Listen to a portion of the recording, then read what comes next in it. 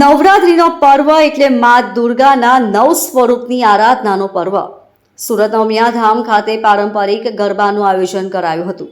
માથા પર ગરબો લઈ મહિલાઓએ પારંપરિક ગરબા કર્યા હતા.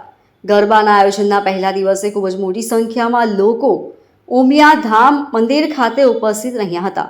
ગુજરાતમાં પારંપરિક ગરબાના આયોજનો ખૂબ જ ઓછા થઈ રહ્યા છે, ત્યારે ગરબાના આયોજનને જીવંત રાખવા સુરત ઉમિયાધામ દ્વારા ખૂબ જ પ્રયાસો કરવામાં આવી રહ્યા છે. દર વર્ષે જેમ આ વર્ષે પણ ઉમિયાધામ મંદિરમાં માતાજીના સાંસ્કૃતિક ગરબાનું આયોજન કરવામાં આવ્યું હતું. મારું નામ રશ્મિકાબેન પટેલ છે. ઉમિયા પરિવાર ટ્રસ્ટ દ્વારા અહીંયા ઉમિયાધામમાં છેલ્લા 30 વર્ષથી પ્રાચીન ગરબાનું આયોજન કરવામાં આવે છે. આપ સૌ ઘણા વર્ષોથી અહીંયા પધારો છો ને જોવો છો કે જે રીતે નવરાત્રીમાં સાચી જેને ભક્તિ કહી શકાય, 9 દિવસની નવધા ભક્તિ જે હોય એ સાચા અર્થમાં અહીંયા થાય છે. આપ જુઓ તો અમારી 100 જેટલી બહેનો માથે તાંબા પિત્તળના ગરબા માથે લઈને ઘૂમતી હોય છે. કડવા પાટીદારમાં જ્યારે લગ્ન થયા પછી જ્યારે પારણો બંધાય, દીકરો હોય કે દીકરી હોય, એનો ગરબો અમે કાઢતા હોઈએ છીએ. એનું પણ ખાસ અનેરું મહત્વ છે.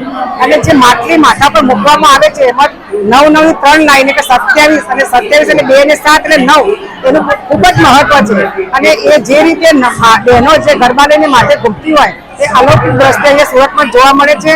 અને પ્રાચીન ગરબા જેને ખરેખર કહી શકાય, ગુજરાત અને ગરબો એક સાથે વણાયેલા છે. ગુજરાતની ગરબો અને ગુજરાતી એક સાથે વણાયેલા છે. અને આપ જોઈ શકો કે આઠમના દિવસે મહાઆરતી અહીંયા કરવામાં આવે છે. મહાઆરતીની અંદર આ ગ્રાઉન્ડની અંદર જેટલા પણ લોકો હોય બધાના હાથમાં દીવડા આપવામાં આવે છે. 100 જેટલી બહેનો માટે ગરબા લેતી હોય છે. 250 જેટલી મસાલો હોય છે.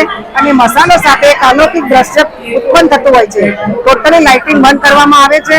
અને જે દીવડા બધા 25,000 દીવડા ઝગમગતા હોય તો આપણને એવું લાગે કે સાક્ષાત માં અંબાને માં ઉમિયા અહીંયા નવરાત્રીમાં ગરબે રમવા પધારે છે.